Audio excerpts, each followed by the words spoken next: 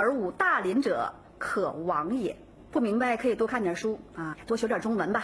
毕竟你们第一部宪法也是用我们汉字写的呀。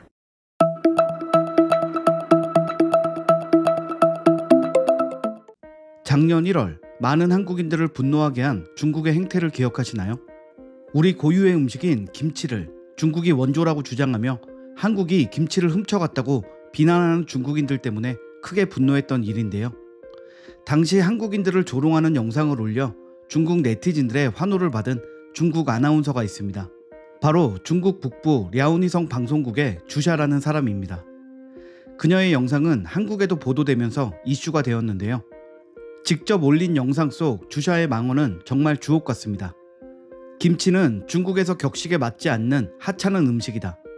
김치가 한국에서는 의미가 있는 음식일지 몰라도 중국에서는 56개 소수민족 중 하나인 조선족의 전통 음식일 뿐이다. 우리 형제 자매의 음식을 만드는데 왜 허락을 받아야 하지? 등의 발언을 하며 김치를 자신들의 소수민족 음식이라고 깎아내렸고 이 영상은 중국 네티즌들의 열렬한 박수를 받았습니다.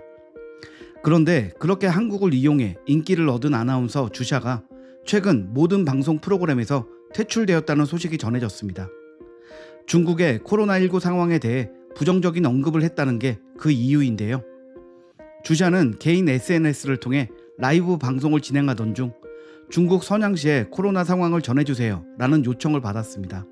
그에 대한 답으로 오늘자 선양시 확진자는 위용구에서 1명, 허핑구에서 7명이지만 황구구도 상황이 낙관적이지 않다고 전하며 황구구에 사는 사람들은 조심해야 한다. 내 말을 이해했느냐고 개인 방역에 대해 거듭 강조했습니다. 방송 이후 중국 네티즌들은 현직 아나운서가 저렇게 강조하는 것을 보면 선양시가 실제 상황을 숨기고 있는 거 아니야? 라며 의혹을 제기했습니다. 논란이 일자 방송국 측은 뉴스를 포함해 많은 프로그램에 출연 중인 주샤를 모든 방송에서 즉시 하차시켰습니다. 또한 정직 처분을 내렸다고 밝히며 추후 추가적인 징계가 있을 수도 있다고 예고했습니다. 개인 방역을 잘하라는 당연한 메시지였을 뿐인데 이렇게 과민 반응을 보이는 것이 더 수상하다는 걸 모르는 걸까요?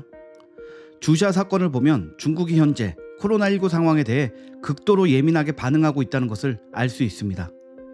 최근 중국의 코로나19 상황이 심상치 않다는 뉴스가 계속해서 나오고 있죠.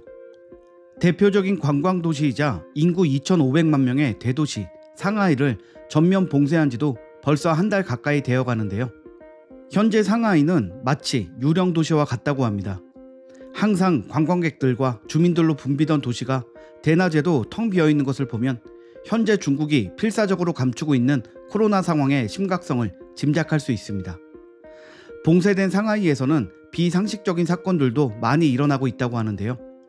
최근 CNN 등 외신에 대대적으로 보도되어 세계적으로 비난을 받았던 사건이 있습니다. 바로 중국 방역 요원이 코로나 확진자의 반려견을 몽둥이로 때려서 죽인 사건인데요.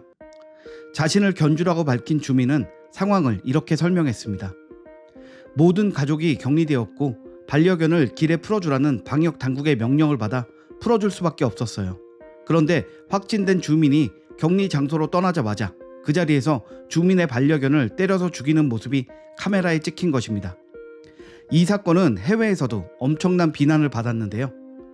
단지를 관리하는 관계자는 세균 같은 것이 묻어 있을 수 있어서 걱정돼서 그런 거다. 나중에 배상에 대해 협의할 것이다 라고 말했다고 합니다. 이 사건은 코로나에 대한 중국의 극단적인 대처를 보여줌과 동시에 저런 짓을 벌일 정도로 상하이의 코로나 상황이 좋지 않다는 것으로 해석할 수 있습니다. 중국 당국의 대책 없는 봉쇄 정책으로 인해 상하이 주민들은 심각한 식량난에 시달리고 있다고 합니다. 봉쇄로 인해 식료품과 생필품 조달이 어려워지고 각종 물품들이 부족해지며 벌어진 상황인데요. 방역 당국이 식료품을 배급하고는 있지만 보여주기식이라는 불만이 나오고 있는 상황입니다. 상하이의 아파트에서는 밤마다 배가 고프다는 외침이 들려오고 배고픔과 불편함을 견디지 못한 주민들이 집을 뛰쳐나와 물류창고를 약탈하는 사건도 벌어지고 있다고 합니다. 서로 필요한 것을 바꾸는 물물 교환도 성행하고 있죠. 밖으로 나갈 수 없는 주민들끼리 아파트 내에서 각자 필요한 물품을 문 밖에 내놓으면 SNS를 통해 거래를 진행하고 가져가는 식으로 이루어진다고 합니다. 이런 상황이 이어지자 급기야 공산국가인 중국에서 공산당과 시진핑 주석을 공개적으로 비판하는 사람들의 영상도 올라왔다고 합니다. 대책 없이 무작정 봉쇄를 진행시킨 결과라고 할 수 있겠죠. 하지만 중국의 언론들은 이런 사건들을 다루지 않습니다. 일명 관영 매체라고 하죠. 보통 정부에서 운영하는 미디어 매체를 말하는데요. 중국의 언론과 방송계는 공산당 산하의 관영 매체들이 온 오프라인에서 큰 영향력을 행사합니다. 그렇기에 당의 봉쇄 정책에 반대하거나 중립적이고 비판적인 시선으로 기사를 쓰는 언론 매체는 거의 없다고 봐도 무방합니다. 중국의 관영 매체들은 봉쇄로 인한 자국민의 피해 상황을 중국 내에 보도하지 않고 있습니다. 봉쇄 정책에 불만을 가진 사람들에게 방역 정책의 정당성을 주장하고 봉쇄 정책에 의문을 품는 중국인들의 시선을 다른 쪽으로 돌리기 위해서 다른 국가를 비판하는 기사만 연일 쏟아내고 있습니다.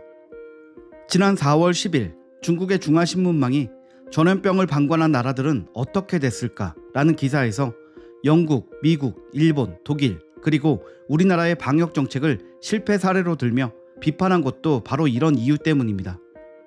중국 언론들은 중국의 봉쇄 정책의 문제점이나 그로 인한 사건 사고는 모르쇠로 일관하고 해외의 방역 정책에 대해서는 비판과 비난만 이어가고 있습니다. 중국의 실제 상황은 은폐하고 다른 나라의 상황은 과장하는 이런 뉴스만 접하는 중국인들이 자국의 상황이 얼마나 심각한지 자체적으로 알아차릴 리는 없겠죠. 실제로 상하이의 봉쇄를 알리는 기사가 올라오면 공익을 위해 작은 희생은 어쩔 수 없다며 봉쇄를 찬성하고 적극 지지하는 사람들도 있고, 상하이 주민들이 코로나를 다시 유행시킨다, 너무 민폐야 라며 손가락질을 하는 댓글도 달린다고 합니다.